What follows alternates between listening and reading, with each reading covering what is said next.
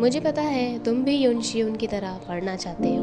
मुझे ये भी पता है कि तुम्हें उसकी तरह पढ़ने के लिए इन्वायरमेंट नहीं मिलता, बट उसे भी नहीं मिलता था।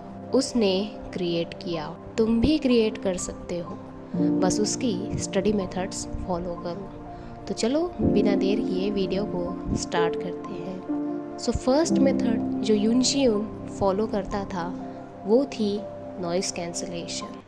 इस मेथड में यूनशियून बैकग्राउंड की नॉइस को कैंसिल करता था ईयरबड्स पहन के, जिस कारण से उसका पढ़ाई में डीप फोकस लगता था। एंड यूनशियून जो हेडफोन में म्यूज़िक सुनता था वो रहती थी रेन ड्रॉप्स की, जैसे बारिश हो रही है, अदरवाइज़ कोई इंस्ट्रूमेंटल प्लीजेंट म्यूज़िक वो अपने हेडफोन में सुनता था, जिस कारण से बैकग्राउंड की नॉइज़ उसे सुनाई नहीं आती थी एंड उसका पढ़ने में मन लगता था। सो ये मेथड तुम भी फॉलो कर सकते हो अगर तुम्हें शांत इन्वायरमेंट पढ़ने के लिए नहीं मिलता है। सेकेंड मेथड यूनशियून तब फॉलो करता था जब उसे पढ़ते समय नींद आती थी, एंड वो सेकेंड मेथड थी फिज़िकल स्टिमुलाइजेशन, मतलब नींद भगाने की टेक्निक। वैसे तो ये हेल्थ के लिए अच्छी नहीं होती है, तुम ये टेक्निक फॉलो मत करना, इसे अवॉइड करना, बट मैं एक्सप्लेन कर देती हूँ कि ये एक्चुअल में टेक्निक थी क्या।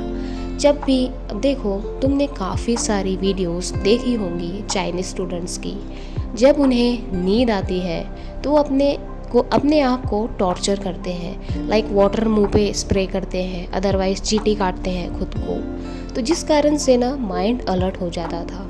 यही सेम मेथड यूनशियून भी फॉलो करता था। वो अपने आप को चींटी काटता था, नींद ना आए इसलिए वो अपने आप को टॉर्चर करता था। बट तुम ऐसा कुछ मत करना। अगर तुम्हें पढ़ते समय नींद आए तो मेरी बात मानो, टॉर्चर मत करो।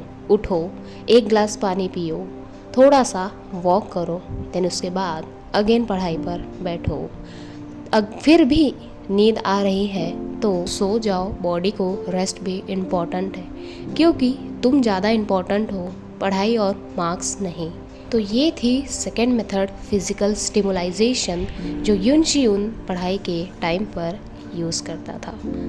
थर्ड मेथड जो यूनशियून फॉलो करता था वो है सिस्टमैटिक प्लानिंग। इसे तुम भी फॉलो करो, इस मेथड में कुछ भी बुराई नहीं है।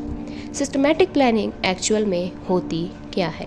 देखो, सिस्टमैटिक प्लानिंग की एक डेफिनेशन है, making a clear plan by following organise step to achieve goal. मतलब सिंपल है, अपना गोल अचीव करने के लिए एक क्लियर प्लान बनाओ। एग्जाम्पल के थ्रू बताती हूँ, ज़्यादा अच्छे से समझेगा। कंसिडर करो कि आपको कोई टेस्ट अदरवाइज एग्ज़ाम में टॉप करना है, टेस्ट में अच्छे मार्क्स लाने हैं, तो स्टार्टिंग छोटे से करो। ऐसा नहीं एकदम से मुझे 90 प्लस लाना है, नो, छोटा गोल रखो, देन इसके बाद अपना गोल बढ़ाते जाना। हमेशा ध्यान में रखो, स्टार्टिंग छोटे से ही होती है। अब ये गोल तुम्हें अचीव करना है तो इसके लिए स्टडी टाइम टेबल बनाओ।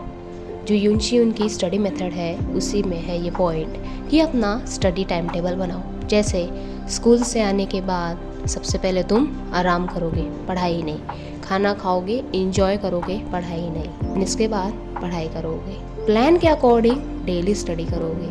सिस्टमैटिक प्लानिंग का फोर्थ पॉइंट कहता है रिवाइज वीकली। जो कॉन्सेप्ट आप रोज पढ़ते हो उसे संडे के दिन रिवाइज करो। पढ़ते तो रोज हो, संडे के दिन उस कॉन्सेप्ट को रिवाइज करो। सिस्टमैटिक प्लानिंग का फिफ्थ पॉइंट कहता है check your progress with test. Test के साथ अपनी प्रोग्रेस को चेक करना। यूनशियून भी यही करता था। जब भी उसके क्लास में टेस्ट होती थी तो उसका जो रिजल्ट आता था उसी के थ्रू वो अपनी प्रोग्रेस चेक करता था। फोर्थ एंड लास्ट मेथड जो यूनशियून फॉलो करता था वो है एप्लीकेशन ऑफ लॉजिक। मतलब कॉन्सेप्ट को रटना नहीं, रियल लाइफ प्रॉब्लम में इंक्लूड करना। यूनशियून भी ये टॉपिक फिज़िक्स, केमिस्ट्री जैसे सब्जेक्ट्स में यूज़ करता था। वो कॉन्सेप्ट को लर्न नहीं करता था, उन्हें रियल लाइफ में अप्लाई करता था।